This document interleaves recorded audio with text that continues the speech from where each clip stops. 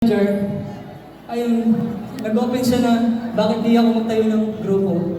Ayun, sakto po. Sabi ko, may plano na po akong bumuo ng grupo. At may napili na nga po akong member. Inopen ko sa kanya at sinabi ko po yung goal ko. Ayun po, nagustuhan niya yung goal ko. Kaya po, siya mismo, hindi po ako nag-ask ng tulong sa kanya. Siya po saan talagang tumulong sa amin. Kaya, ate, thank you. Thank you so much.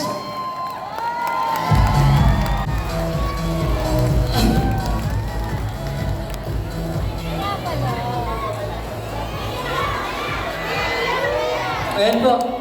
Ang goal po namin is mag-inspire lang ng mga kapwa namin instructor at mag-motivate pa na katulad namin at mag-share ng knowledge, of course. Kaya hindi po kami nagigipag-compete sa ibang grupo. Wala po sa isip namin, sa goal namin, wala po.